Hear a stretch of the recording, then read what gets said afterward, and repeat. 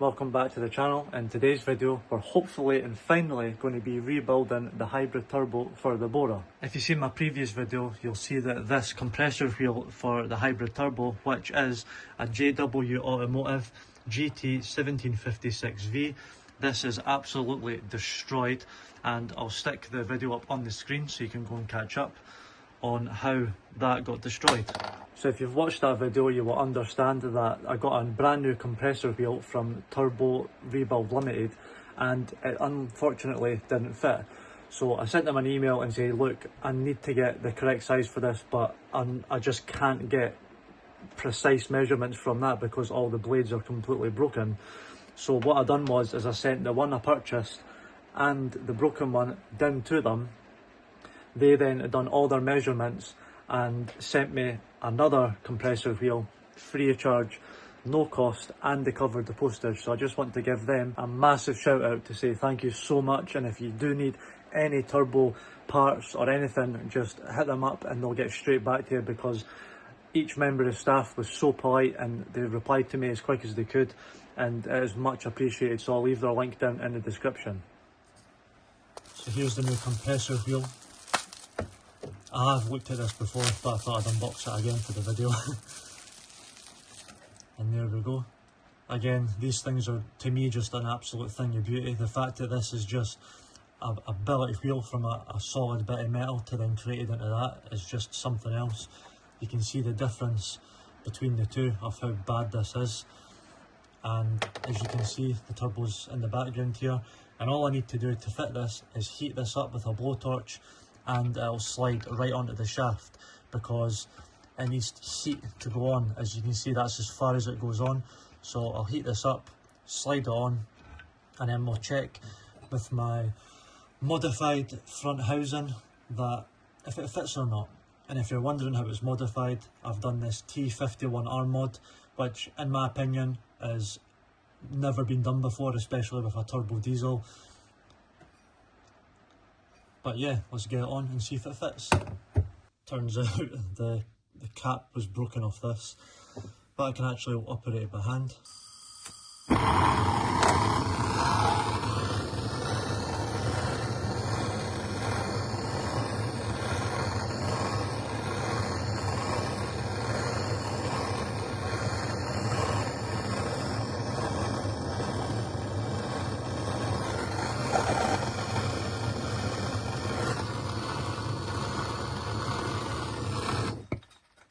So as you can see, I've heated it up and it's went right back into position where it should be. So since it's still hot, I'm going to get the nut, which is back here, and get that tightened.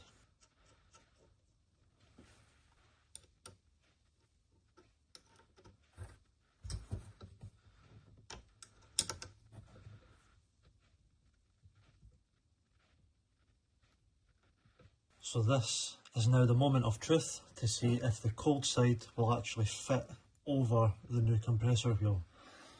I'm actually quite nervous for this, but see what happens.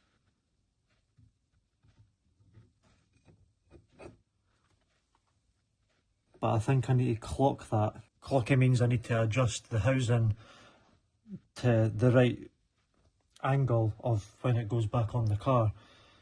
But once I get it, I think it should work. You can see there, but if I move this around, it does actually touch. So I'm going to have to get this absolutely bang on so it doesn't touch. You can see in there how close that is. So I'm going to have to be really precise when tightening that up. But the fact that that has actually, if I just move that, the fact that that has actually went in and lined up, I actually can't believe it. Finally at a stage where it actually looks like a turbo, but I'm actually really concerned about how close that actually is. I noticed that in and out movement for the bearings that is the most important thing, and in this there's none. But that feels really, really good. The pictures that I have of the exact clocking of the housing are on my phone, so I'm going to have to go off the recording, check exactly where it's to be bolted, put the bolts in, tighten it, and then we'll go from there. Thankfully, even after cleaning, my original mark that I put on the housing and on the back of the the turbo core is actually still there. So I just need to put the bolts in all the way around, and that should be it. Almost forgot the damn O-ring, so I'm going to do that first.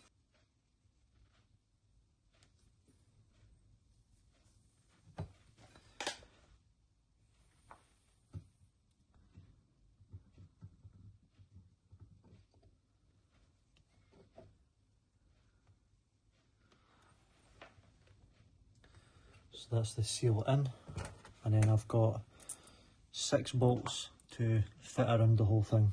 I want to try and do opposite to opposite so that it actually gets fitted snug instead of tightening it in a circle and it goes on at like an angle.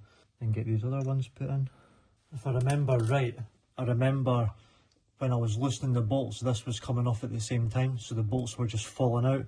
But now that I'm putting it back on, I'm struggling to get these 2 bolts in because of this flexi braided infeed, I think it is, this one. So I'm actually just going to take this off to allow more access to these 2, but I've got 3 bolts left. I've got 1 left under here, and that one looks like it's going to go in fine. Yeah, that one's in, so I just need to take this off to get to these 2.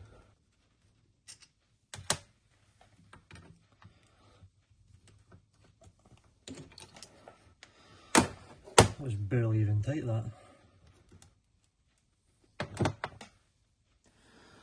So now I have access to put the last 2 bolts in.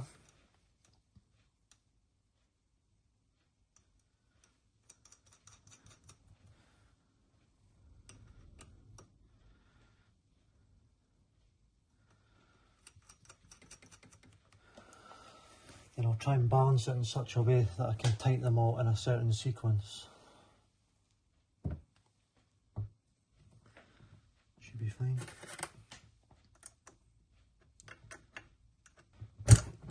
Ah, the pain, the suffering. Right, so they're all tight.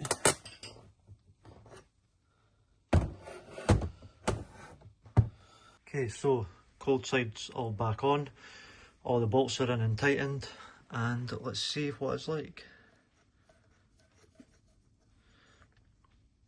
Spins freely, I'm not feeling any engagement or touching in anything else.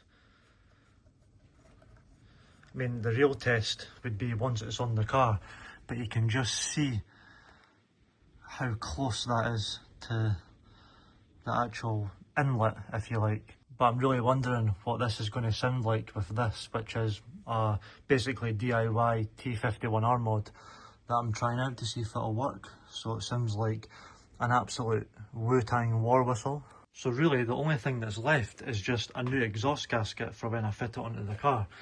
I do need a 4-bar map sensor as well, and honestly I think that's pretty much it. I just need to get this Dark Side Developments front mount kit on as well, because obviously this is going to be running way higher boost than stock. And honestly, I think we're there. But oh, I'm so happy that that fits, and I've put it all back together and it's not touching. I'll try and do it from the back to see a bit better.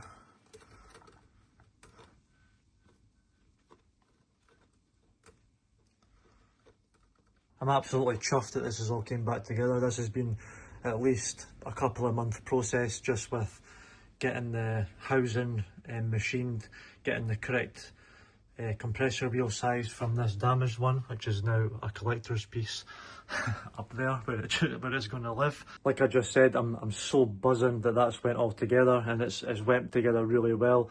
I've not came against another issue that's pushing this turbo project back the way. Quite a short and sweet video today. I just wanted to see if that new compressor wheel would go on, which it did, so happy days.